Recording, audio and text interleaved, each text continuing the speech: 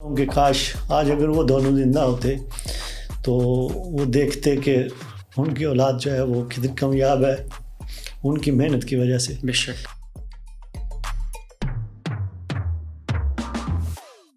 والد صاحب کافی پہلے انگلینڈ میں آئے، بتانا پسند کریں گے کہ ابا جی کیا کرتے تھے انگلینڈ میں؟ ہمارے والد صاحب 1965 میں یہاں پہ آئے تھے، تو جو ان کا ورک پرمٹ تھا نا وہ بٹھے کا تھا، جس کو لنڈن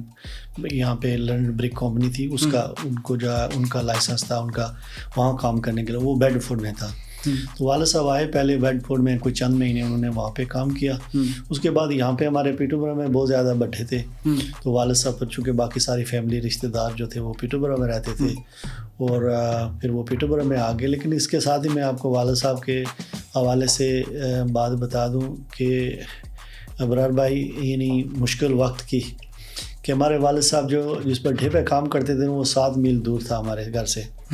تو والد صاحب بے شمار بار بتایا کرتے تھے کہ میں پیدل جاتا تھا اور پیدل واپس آتا تھا، اور کئی بار اتنی برف ہوتی تھی تو میں برف میں بھی پیدل جاتا تھا۔ ایک دن میں نے والد صاحب سے پوچھا، والد صاحب آپ پیدل کیوں جاتے تھے، آپ بس پہ کیوں نہیں جاتے تھے؟ جبکہ بے شمار بندے مجھے بتاتے تھے کہ ہم بس پہ جایا کرتے تھے۔ تو والد صاحب کی آنکھوں میں آنسو آ گئے اور انہوں نے کہا کہ بیٹے میں بھی جا سکتا تھا بس پہ، لیکن ہوتا یہ تھا کہ بس کا کرایہ بچانے کے لیے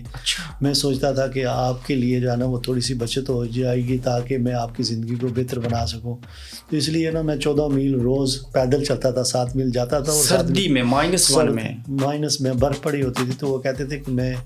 ہمیشہ جو ہے نا وہ پیدل جاتا تھا کہ تاکہ جو وہ بس کا کرایہ ہے وہ بچ جائے تاکہ میں آپ کی تربیت پہ وہ لگا سکوں۔ آج اگر آپ ملٹی ملینئر ہیں یا کامیاب ہیں اور آپ کی کامیابی کی وجہ سے دوسرے لوگوں کا بھی رزق لگا، تو آپ نے کبھی اپنے ابو کے پاس بیٹھے ہوں، یہ واقعہ تو آپ نے پوچھا کہ ان کے ہاتھ پکڑے ہوں، دیکھا ہو کہ میرے والد جس بٹھے پہ اینٹیں بنتی تھی جہاں برکس کام کرتے تھے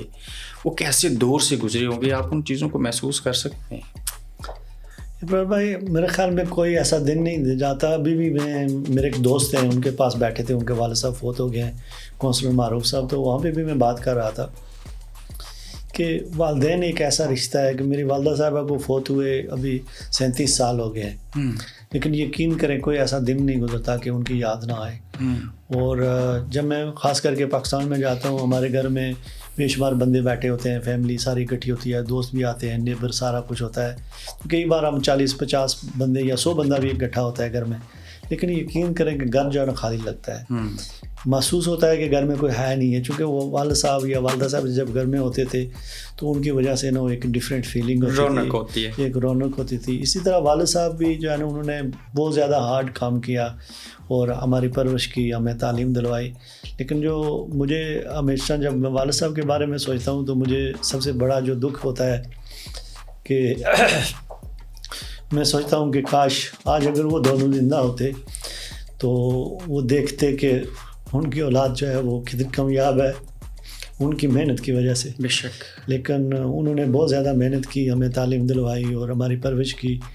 لیکن افسوس کہ وہ دیکھ نہیں سکے ہماری کامیابی۔ یہ ان کے نصیب اور ان کی محنت، اور ان کی محنت سے جو نصیب بنے ان کا پھل آپ کھا رہے ہیں، اور یقیناً جو آپ کام کرتے ہیں میں اس کے اوپر بھی آتا ہوں کہ لوگوں کو کاروبار کر کے دینا، بغیر سود کے قرضہ دینا، تو یہ بھی کریڈٹ آپ کو سوچنا چاہیے نا کہ آپ کے والدین کی کمائی ہے، اس کا ثواب آج بھی ان کو قبر میں مل رہا ہے۔